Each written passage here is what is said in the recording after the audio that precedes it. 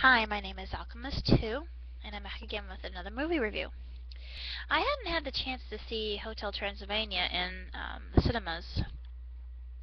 I wanted to initially when it came out, just because it was a different kind of movie, and I really like B movies and just monsters and all that.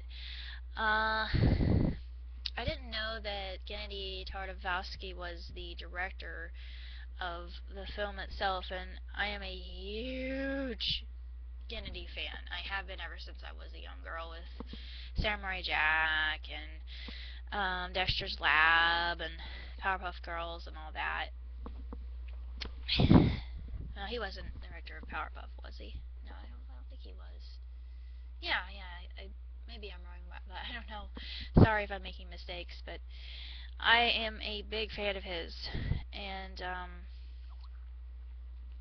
I learned that he had directed this film after the fact, only after I had watched it.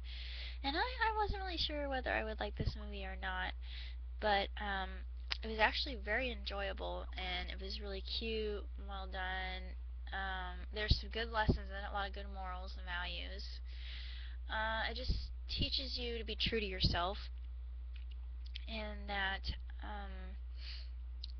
when you find the right person, you know it immediately. It's the zing thing that they talk about.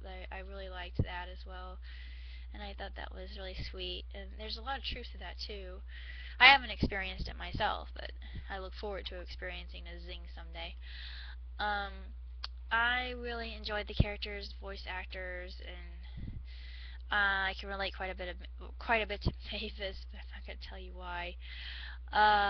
If you know me, then you understand exactly why I can relate to her. But anyway, the movie is about a hotel that's built for monsters to keep them safe from the outside world. No human can enter, etc., etc. But there's more to it than that, and I won't go into it unless you've seen it and you know why Vladimir does this for his daughter. But I just thought that Daddy was a little bit overprotective of his little girl. But what parent isn't? I have to say that there's a lot of truth to this. Parents who really love their children tend to be a little bit overly cautious of their little ones, and helicopter parents, as the terminology goes. Um, the animation was stunning, and the scenes of the scene with the tables I thought was the best of all. That was just awesome. That was just oh incredible. And I like the scene when Mavis flies. Um, actually, when she leaves the hotel for the first time, and she dives down into the water, and her wing touches the water. I just thought that was so beautiful. It just so the animation in this is just absolutely incredible.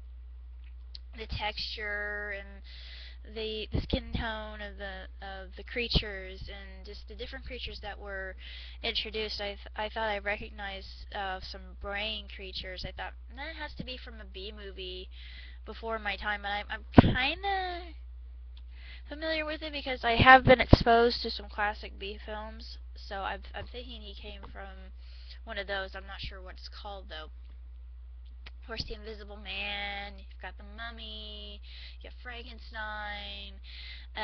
You've got Gremlins. You've got Quasimodo with his rat Esmeralda. He's a little loopy, but he's the cook in the kitchen. Cooks are allowed to be kind of loco anyway. I should know.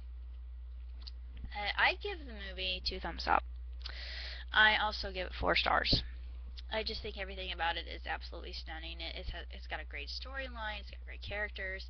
Adam Sandler as the voice of Vladimir Dracula. I just think he's amazing, and I'm a big Sandler fan anyway. So I immediately love this film.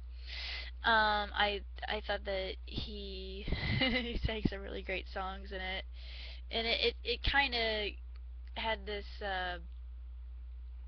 it had a connection with 50 First Dates, you know, the Hawaiian thing in the ukulele. I thought, yeah, he's going along with the Hawaiian theme again. He's done that before. He did that 50 First Dates, and he did that again in Just Go With It, which I think Just Go With It is his magnum opus as far as I'm concerned. The best film he's ever made. Well, Grown Ups, you know, being a close second. Maybe Waterboy would be a little bit over that. So somewhere in the vicinity of that. I really like this movie. It's just a different kind of film. There's a lot of good humor in it that's horror related. Some of the jokes are maybe a little bit adult that the kids wouldn't get, but there are a lot of things in it that I would say it's very Yiddish humor like. And I really liked I really like Yiddish humor. I love it. I just adore it because it reminds me of a lot of my Jewish friends and just how nutty they are, and I love them to death. They're great. Um, I'm not really sure what else to say about the movie itself, other than I think it's um everybody who likes horror films, this is right up your alley. This is great.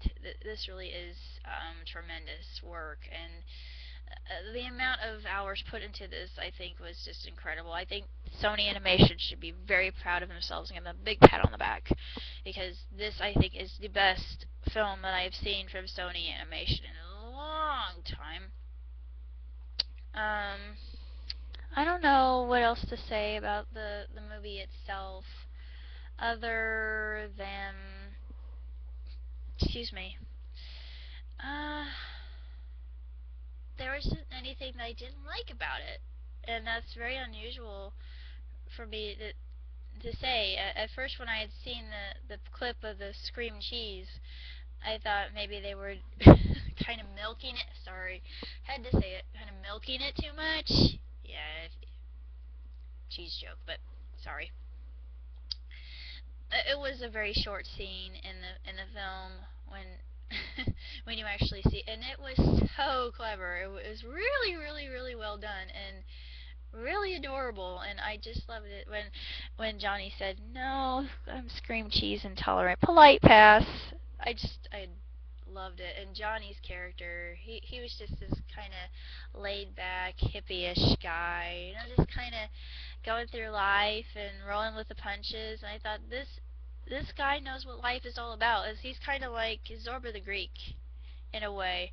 You know, I hate to get kind of philosophical here, but he is the teenage equivalent of Zorba the Greek.